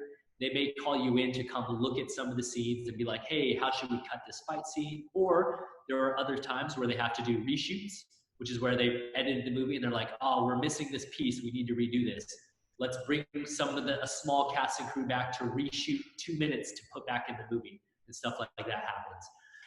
Generally speaking, though, once you finish the job, post-production is all over the editors and the directors. And generally speaking, I would say it takes anywhere from a couple of months to a year for a project to get edited and then marketed and put out on the big screen. Although there's some times where if it's very heavy with VFX or motion capture or stuff like Avatar, it could take a long time. So for example, The Jungle Book, when we finished that, there was like a year and a half of post-production they had to do because it's the entire world is fake. The only thing real is the little boy. Everything else is animated and drawn, so that needed a year and a half of work. Whereas, let's say you do a movie that's a horror movie where you shoot in one house, that could get edited in a month or two and then it's out. And then, so when it's done and it's out, they'll send you guys like a little email or memo or something and say, okay, guys, we're all done. Do they send you any copies of it? Like, how do they do these releases? And that's what's crazy. And people always are like, oh, you got a copy of the movie? I'm like, nope, I don't. When you're done with the movie, you're pretty much done with the movie, man. Like that you did your job, which was doing the stunts, and that's it. Some productions may invite you to the premiere where they have the red carpet premiere. That's very rare. Like that barely happens. It has to be a very stunt heavy movie where the producers really appreciate the stunts involved, and that's why they invite some of the cast to come. But otherwise, man, no, that's it. Like once you're wrapped on the movie, that's it. You just wait to hear about the trailers. You wait to see it inside a movie theater as an advertisement, and you're like, oh crap, I guess that movie I worked on a year ago is finally out. Oh, okay, so they don't expect you to shout it out to your social platforms to boost it. They don't expect that. They already have huge marketing budgets that they've already allocated. So your little dent with even 500,000 followers ain't going to do anything.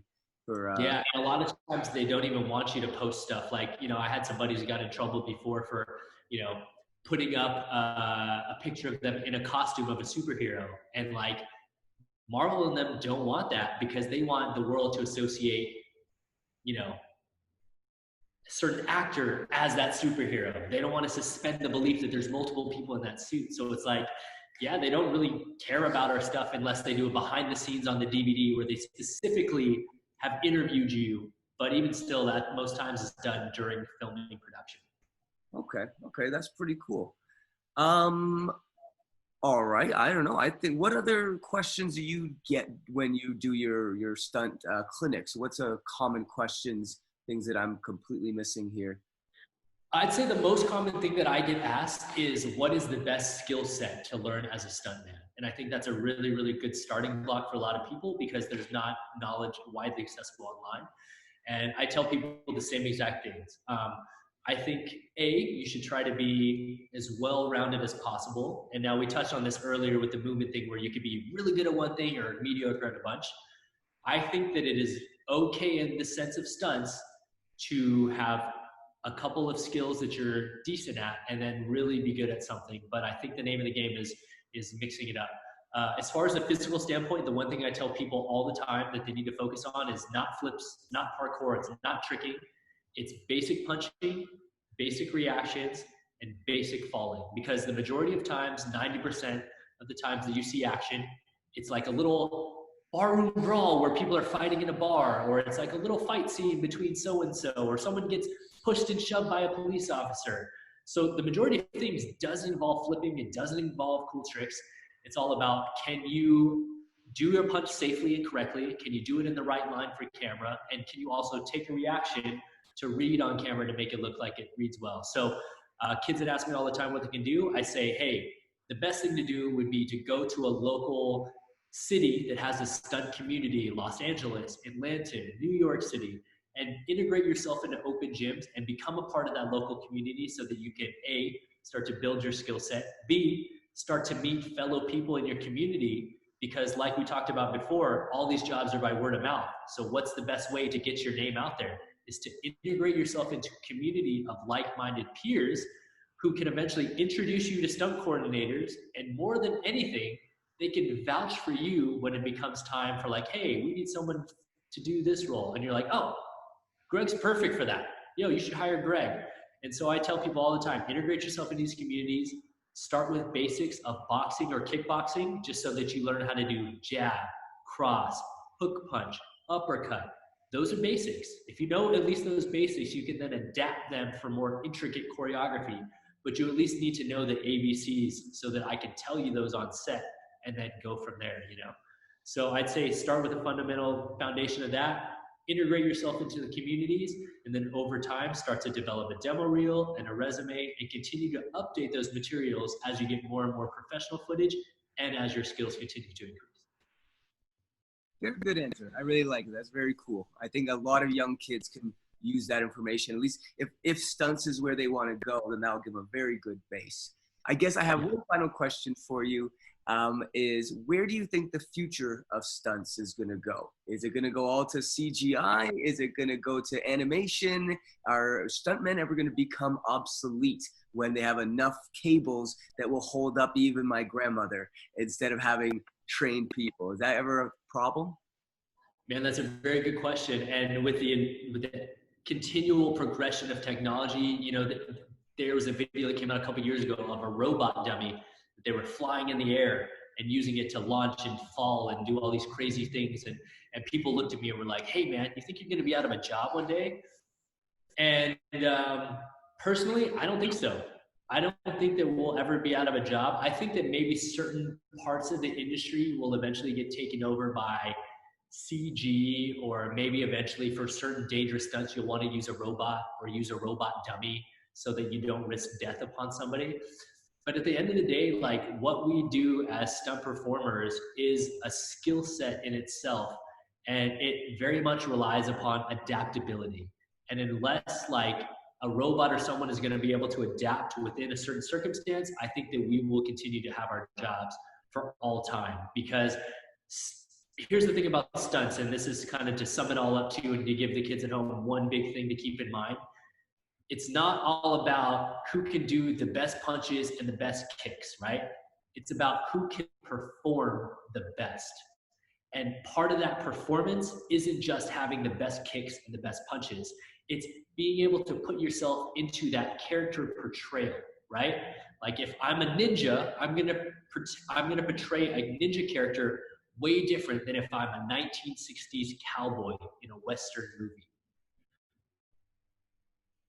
That's something that I think is completely human based, because it's based upon emotions and acting and drawing upon, you know, things that you know in your life or that you've watched or you've experienced in order to portray that character better. And so personally, like I say, the best stunt people are the best performers. And so as a result, I think that that's the one thing that's going to keep us in this game forever, is the fact that we can perform and adapt and do things that robots can't, which is all of this emotive type stuff and things that, you know, you only experience through having human emotion. That's a good answer. That makes a lot of sense. You definitely can't, even if you had to take another robot, you'd have to reprogram that robot now to do some other emotional thing. Even if you could mathematically do it, it now probably costs more to do that than to keep on a real human life actor that has the emotion already there. So either way, I think you have good job security. Let's hope so, man. I do have one more question. I thought about it as you're talking. I know a lot of my old guys are gonna say this. We're branching between the traditional guys and the freestyle guys, trying to get them to see eye to eye a little bit more. They're gonna want to know about injuries. What kind of injury rates are you guys getting? What is the Man, so injuries are, it's funny when people ask about injuries because like to me they're so commonplace in the sense that I know when I sign that contract and I show up, there's a possibility that I'm going to get injured anytime. Now, with that being said, safety is the number one standard and thing that is most looked after by stunt coordinators and fight coordinators, especially as myself as I coordinate shows. All I want to do is make sure that all my guys can go home at the end of the day to their friends and family and loved ones in the same way that they showed up. Maybe you'll have a bruise here and there, maybe, you're a little sore, but at the end of the day, like we're just people, we're not robots, like we just talked about. So we need to be as safe as possible in order for people to continue to have, normal life experiences. Is that to say that injuries don't happen? No, injuries happen all the time. I say though that it's a numbers game and there's a risk reward factor for anything. So obviously the smaller the type of show and action, the less injuries are going to happen. For example, a kids television show or a commercial for something is going to have a less likelihood of an accident happening, most likely because the action is very minimal. If you go work on the movie with big robots running around, or you go work on like a Fast and Furious movie where there's tons of variables and cars and things happening, there's obviously a raised inherent risk factor. So the only thing that you can do is always check on things yourself. Never be too cocky and think that a system is set up. Double check things yourself through your own experience and you know what to look for. B, also work for the people and the stunt coordinators that you know have a good reputation for being safe and that you know care about you. Because, I've been very lucky. I only work for a handful of guys, and that's because I trust them. I don't trust everyone in this industry, and you shouldn't trust everyone in this industry. Some guys are out there for a paycheck. Some guys are out there, just only worried about themselves. So do injuries happen? Yes. Are they commonplace? Probably less than people would imagine so, but it is something that's happened. In my own personal career, I've been carted off to the ER 3 to 4 times, and they were very serious injuries. I've had one where I went numb head to toe for 30 minutes, thought I was paralyzed. I had one where I got hit in the head with a sword on wenches going 30 miles an hour, and my head basically filleted open and almost the whole thing fell off. That took 23 staples to close my head up. I've been dropped on my neck from 40 feet before. I also got cut once. There's a video on YouTube called Rehabbing Through '09 where a prop weapon on Deadliest Warrior got mixed up with the set weapons because they used to do those reenactments of what it could really do.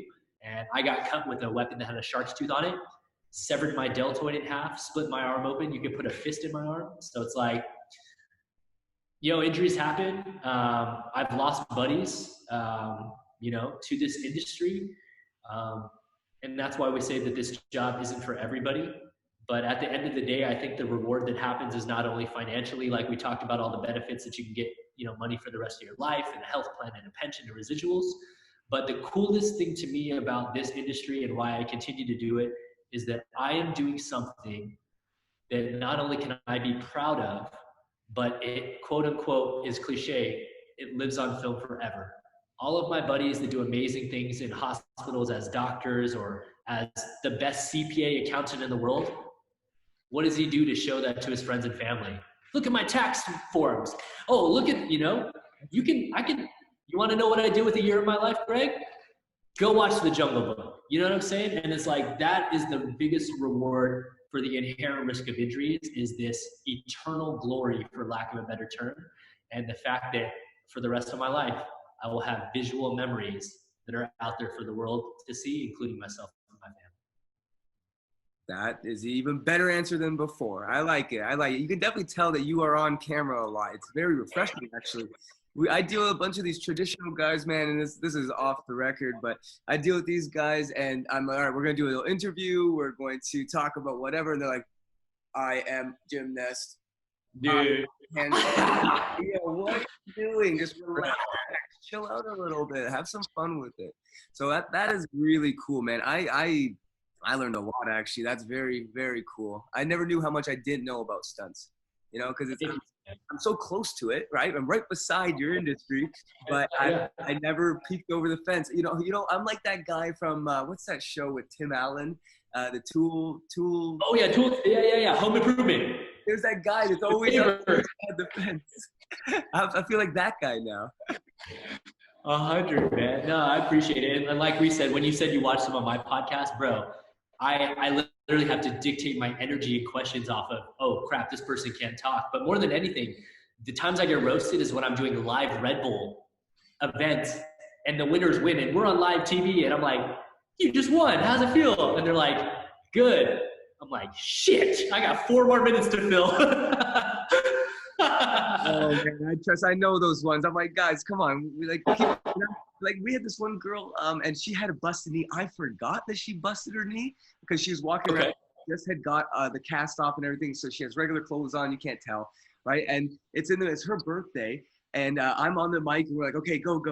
Okay, everything's going. The boys have their intros. The crowd's all there. It wasn't a huge event, only like a couple hundred people or something, but it was it was on. It was one of their first times performing. It was like a setup we were doing for Red Bull to kind of do a little test run to see what these kids were doing. And that I remember thinking, oh, it's her birthday, so we rallying up the crowd and everything. I'm like, go on and do a backflip. And she's like, I can't do a backflip. I'm like, in my head, I was so in the MC zone that I was like, yeah, whatever, just go do it. Get the job done. You have a job to do. Come on. Right? And then after, I'm like, and she goes and does it fine. And then after, I'm like, oh, damn, I totally forgot. Because, that could have been huge. If she messed herself up, I would have been done. And I would have felt bad. She's been really, really nice to us. So you get into the MC sort of moments. Last time in New Zealand, a couple months back, I basically, all the kids were there doing awards. And I'm like, I was calling one girl. She ended up going and checking out some like little minor injury she had or something. And I thought she had been gone. So I announced as if she wasn't there, like, sorry, she's not available, right? She'll be back, everyone, blah, blah, blah. And all of a sudden she's like there, apparently doing this. We buy shirts for everyone, right? So they all have the same. So I proceed to go, well, she'll be okay. Like, I'm here. Well, you guys all look the same, And I'm like literally in the middle, just like basically dissing all of these kids in gray. I'm like, oh, oopsie doops, that forget that I'm on the mic, and oh, damn. I feel you, dog. I've been there. There's been some times where I'm like, oh crap, am I still going to be here next year? I know the type, man. That's good. Yes, I agree, dog. I agree. All right, awesome. Well, then, yeah, man, thank you so much again. Hit me up if you ever need, and we'll keep in touch on Instagram and get you on my show for sure. Thanks, man. See you next time.